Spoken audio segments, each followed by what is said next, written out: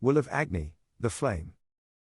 As previously discussed, there are many qualities that we attribute to ourselves that in reality can belong only to people of a higher degree of development, and of a higher degree of evolution than man number 1, number 2 or number 3.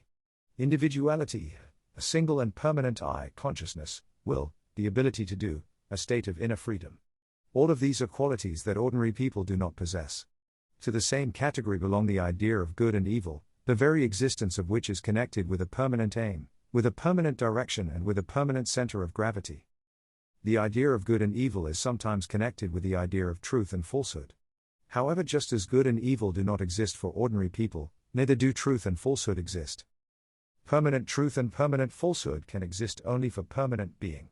If a person continually changes, then for them truth and falsehood will also continually change.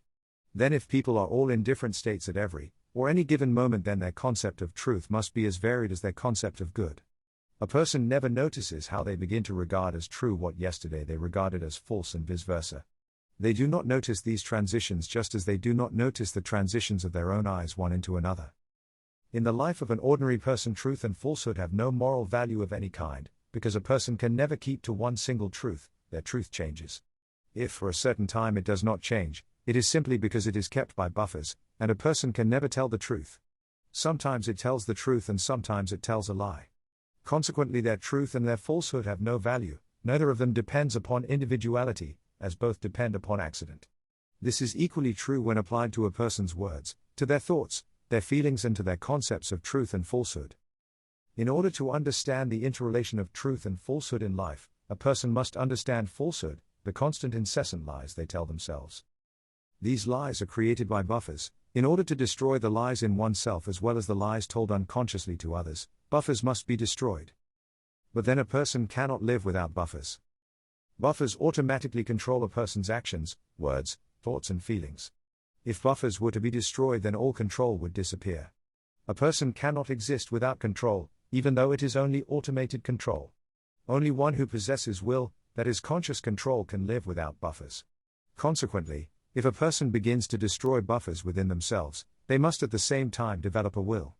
However, as will cannot be created to order in a short space of time, one may be left with buffers demolished and with a will that is not as yet sufficiently strengthened. The only chance they have during this period is to be controlled by another will that has already been strengthened. This is why in school work that includes the destruction of buffers, an individual must be ready to obey another's will for as long as their own is not yet fully developed. Usually this subordination to another's will is studied before anything else. The word studied is used here because one must understand why such obedience is necessary, and then learn to obey. The latter is not at all easy. A person beginning the work of self-study with the object of attaining control over themselves, is accustomed to believing in their own decisions. Even the fact that they have seen the necessity for changing themselves shows that their decisions are correct and strengthens their belief in them. But when they begin to work on themselves, they must give up their own decisions, sacrifice their own decisions, because otherwise the will of the one who directs their work shall not be able to control their actions. In schools of the religious way, obedience is demanded before anything else, that is full and unquestioning submission, although without understanding. Schools of the fourth way demand understanding before anything else. Results of effort are always proportional to understanding. Renunciation of their own decisions, subordination to the will of another, may present insuperable difficulties to a person, if they have failed to realize beforehand that actually they neither sacrifice nor change anything in their life. That all of their life has been subject to some extraneous will and they have never really had any decisions of their own. Most people are not conscious of this and consider that they have free will. It is hard for them to renounce the illusion that they direct and organize their own life themselves. However, no work on them is possible until they are free of this illusion. We must realize that we do not exist. We must realize that we can lose nothing because we have nothing to lose in the first place. We must realize our nothingness in the full sense of the term. This consciousness of one's nothingness alone can conquer the fear of subordinating to the will of another. However strange it may seem, this fear is actually one of the most serious obstacles on our path. A person is afraid that they will be made to do things that are opposed to their principles, views and ideas, to their self-image. A person who has never thought of their health, and who has done everything possible to ruin it, suddenly begins to fear that they will be made to do something that will injure them. A person who has lied to everyone all of their life in the most barefaced manner, begins suddenly to fear that they will be made to tell lies and so on without end. I knew a drunkard once who was afraid more than anything else that he would be made to drink. The fear of being subordinated to another's will very often proves stronger than anything else. A person does not realize that a subordination to which they consciously agree is the only way to acquire a will of their own. The question of will, of one's own will and of another's will, is much more complicated than it appears at first glance. A person has insufficient will to do, that is, to control themselves and all of their actions, but they have sufficient will to obey another.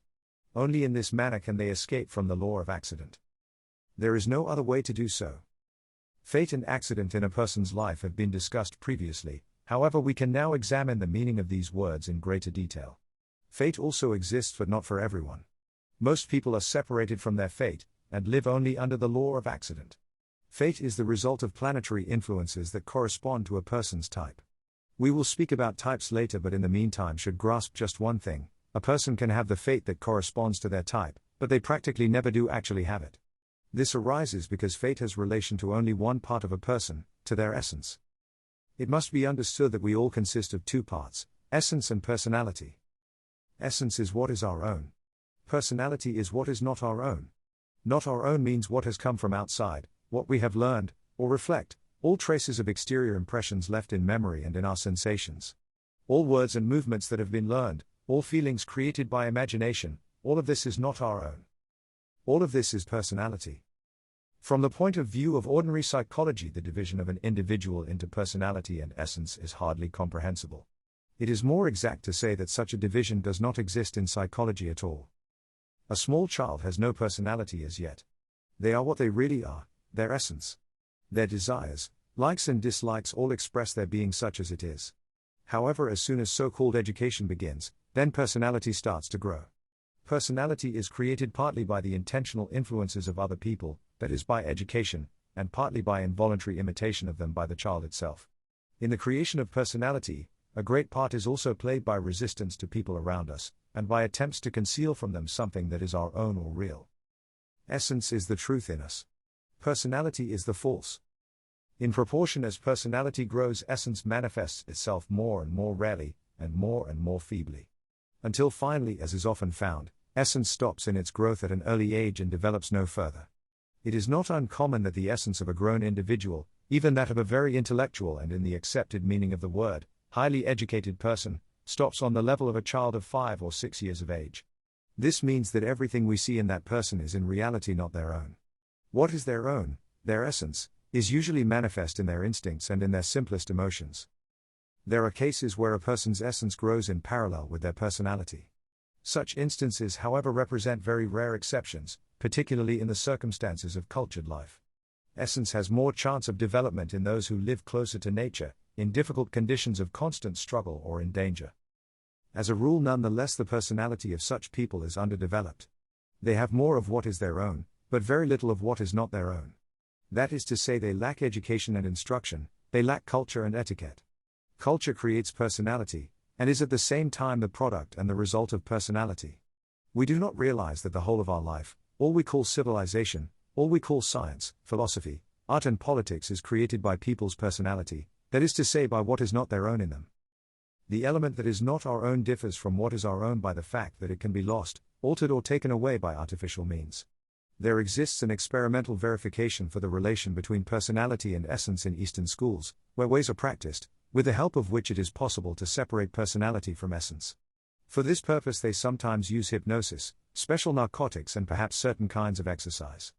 If personality and essence are for a time separated in a person by one or other of these means, then two beings as it were are formed in them, who speak in different voices, have completely different tastes, aims and interests. One of these beings often proves to be on the level of a small child and speaks in the tone of a toddler. Continuing the experiment further, it is possible to put one of these beings to sleep, or the experiment may begin by putting to sleep either personality or essence. Certain narcotics have the ability to put personality to sleep without affecting essence. For some time after taking this narcotic, a person's personality disappears as it were, and only their essence remains. A person full of the most varied and exalted ideas, full of sympathies and antipathies, love, hatred, attachments, patriotism, habits, tastes, desires and convictions suddenly proves to be quite empty. Without thoughts, feelings, without convictions or without views. Everything that has agitated them before now leaves them completely indifferent. Sometimes they see the artificiality and the imaginary character of their usual moods, or their exalted speech, sometimes they simply forget them as though they had never existed. Things for which they were ready to sacrifice their own life now appear to them ridiculous and meaningless, even unworthy of attention. All that they can find in themselves is a small number of instinctive inclinations and tastes. They are fond of sweets, they like warmth, they dislike cold, dislike the thought of work, or on the contrary like the idea of physical movement, and that is all. Sometimes, though very seldom, and when least expected, essence proves to be fully grown and fully developed, even in cases of undeveloped personality. Then in this case essence unites together everything that is serious and real in a person. This however happens very seldom, and as a rule our essence is either primitive, savage and childish, or else simply stupid. The development of essence depends upon work on oneself. An important moment in work on ourselves arises when a person begins to distinguish between their personality and their essence. A person's real I, their individuality, can grow only from essence. It can be said that our individuality is our essence, grown up and mature. But in order to enable essence to grow up, it is first necessary to weaken the constant pressure of personality upon it, because all obstacles to the growth of essence are contained in personality. If we take an average cultured individual for example, we see that in the majority of cases their personality is the active element in them, while their essence is the passive element. The inner growth of a person cannot begin as long as this order of things remains unchanged. Personality must become passive and essence more active. This can happen only if buffers are removed or weakened, because buffers are the chief weapon, with the help of which personality holds essence in subjection. As previously noted in the case of less cultured people, essence is often more highly developed than in civilized man. It would seem that these people ought to be nearer the possibility of growth, but in reality it is not so, because their personality proves to be insufficiently developed. For inner growth, for work on oneself, a certain development of personality, as well as a certain strength of essence, are necessary. Personality consists of roles and of buffers resulting from the work of centers. An insufficiently developed personality means a lack of roles, that is, a lack of knowledge, a lack of information, a lack of material or body upon which work on oneself must be based. Without some store of knowledge, without a certain amount of material not of our own, a person cannot begin to work on themselves. They cannot begin to study themselves, and they cannot begin to struggle with their mechanical habits, simply because there will be no reason or motivation in them for undertaking such work. It does not mean that all the ways are closed to them, however. The way of the fakir and the way of the monk, which do not require any intellectual development, remain open. The methods and the means, however, that are possible for one of a developed intellect are impossible for this person. Evolution is therefore equally difficult for a cultured or an uncultured individual. A cultured person lives far from nature, far from any natural conditions of existence, in artificial conditions of life, developing their personality at the expense of essence. A less cultured person, living in more normal and perhaps natural conditions, develops their essence at the expense of personality. A successful beginning of work on oneself requires the happy medium of an equal development of both personality and essence. Such an occurrence will give the greatest likelihood of success. If essence is very little developed, then a long preparatory period of work is required, and this work will be quite fruitless if one's essence is rotten inside, or if it develops some irreparable defects. Conditions of this kind occur fairly often. Then an abnormal development of personality will often arrest the development of essence at such an early stage, that their essence becomes a small deformed thing. From a small deformed thing nothing else can be obtained. Furthermore, it can happen that essence dies in a person while their personality and their body are still alive. A considerable percentage of the people we meet in the streets of a great town or city are people that are empty inside, that is, they are actually already dead. It is fortunate for us that we do not see this, and do not know it. If we knew what number of people are actually dead, and how many of these dead people govern our lives, supervise our work and direct our daily activities, then we would probably lose our minds from the horror of it. People indeed go mad because they find out something of this nature without the proper preparation, that is, they see something they are not supposed to see. In order to see without danger, one must be on the way. If an individual who can do nothing sees the truth, they will certainly go mad. Only this rarely happens. Everything is usually arranged so that one can see nothing prematurely. Personality sees only what it likes to see, and what does not interfere with its existence. It never sees what it does not like, which is both a good and a bad thing at the same time. It is good if a person wants to sleep, however bad if they want to awaken. If essence is subject to the influence of fate, does this mean that when compared with accident, fate is always favorable to us? Can fate bring us to the work? Fate is better than accident, but only in the sense that it is possible to take it into account, it is possible to know it beforehand, and it is possible to prepare for what lies ahead. When it comes to accident, however, one can obviously know nothing. Fate can also be unpleasant or difficult. In this event, nonetheless, there are means for isolating oneself from one's fate. The first step towards this involves getting away from general laws.